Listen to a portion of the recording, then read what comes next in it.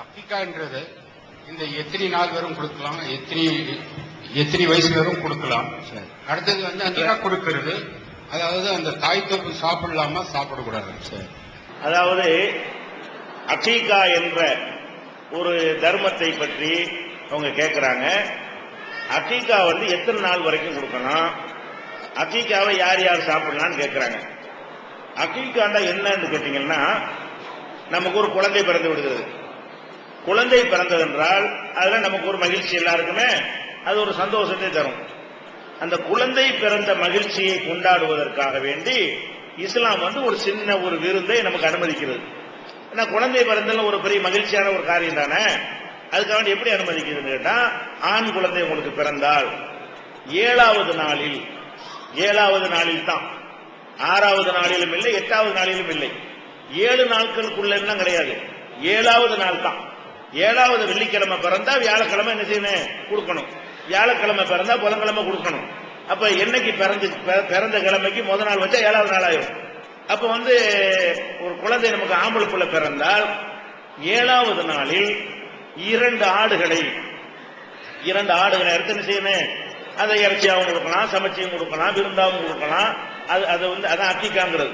மகிழ்ச்சியை கொண்டாடுவதற்காக வேண்டி இது ஆம்பளை பிள்ளை பிறந்தால் 7வது நாள் ஒரு 2 ஆடும், பொம்பளை பிள்ளை பிறக்குமையானால் 1 ஆடும் அக்கீகாவை கொடுக்கணும் என்று இருக்கிறது.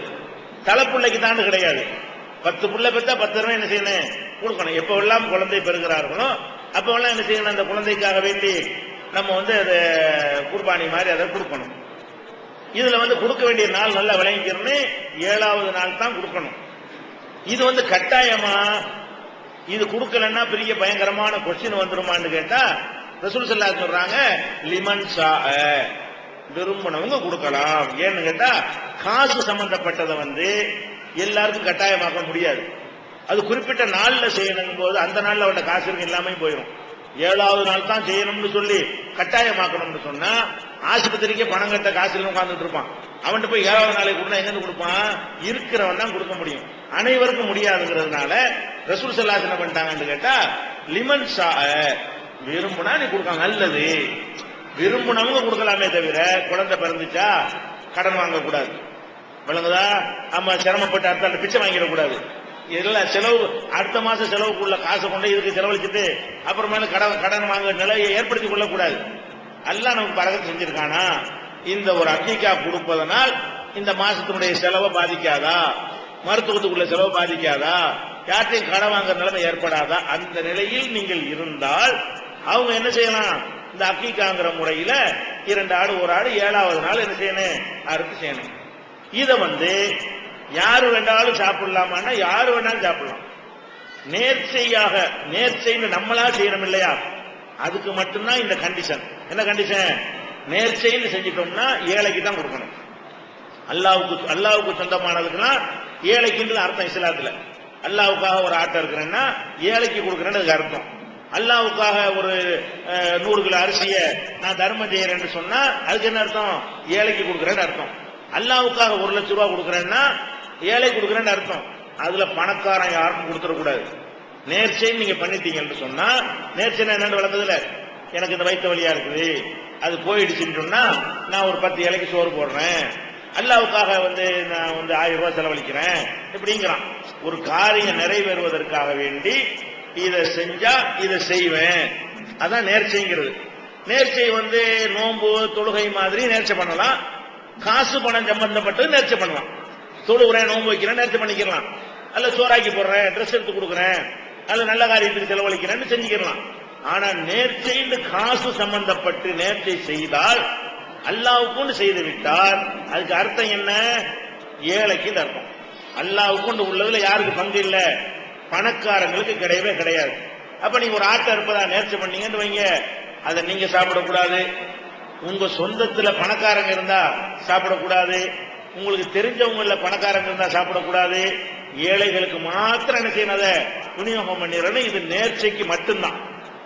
நேர்ச்சை இல்லாம அல்லாவும் ஒரு சூழல் நமக்கு சுண்ணத்தாக்கி இருக்கிறாங்கல்ல, அந்த மாதிரியான குர்பானியா இருக்குமையானால் நம்மளும் சாப்பிடலாம், சொந்தக்காரங்கள ஏழைக்கும் கொடுக்கலாம், பணக்காரங்களும் கொடுக்கலாம், பணக்காரங்களுக்கா தேடி கூட கொடுக்கலாம். வழங்குதா? நம்ம கொடுக்கிறோம், சொந்தக்காரங்க பூரா பணக்காரங்க இருக்கிறாங்க.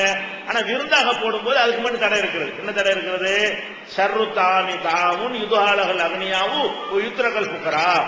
ஏழைகளை விட்டு பணக்காரங்களை மாத்திரம் அழைத்து கொடுக்கப்படுற விருந்து தான் விருந்துகளில் மகா கெட்டது அப்படின்னு ஹதீஸ் இருக்குது. அந்த மாதிரி நோக்கத்துக்காக வேண்டி நீங்க ஏழைகளை புறக்கணிக்க கூடாது.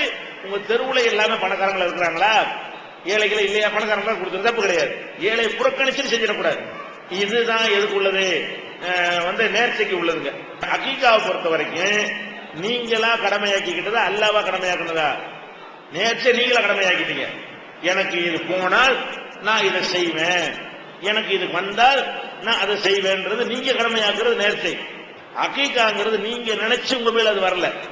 அது மாதிரி ஒரு குர்பானிங்கிறது நீங்க நினைச்சு உங்க மேல கடமையாவல, அல்லாஹ் ரசூலும் நம்ம கடமையாக்கி இருக்கிறாங்க.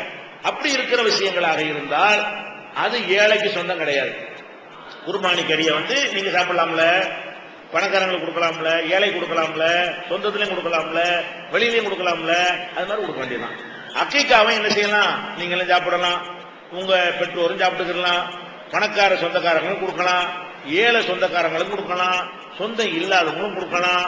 அதுல ஒன்றும் தப்பே கிடையாது. 7வது நாள் தானே செய்யணும், கொடுக்கணும். அப்ப 7வது நாள் கொடுக்கணும். 2 ஆடு 1 ஆடுங்கிற கணக்கு வைத்துக் கொள்ள வேண்டும். அது மாதிரி யார் வேணாலும் சாப்பிடலாம், அதுக்கு எந்த விதமான ஒரு விதிமுறையும் கிடையாது, கட்டாயமும் கிடையாது. சக்தி உள்ளவங்க கொடுக்கணும், சிரமப்பட்டு கொடுத்துடக்கூடாது. இது அவனுடைய விஷயம்.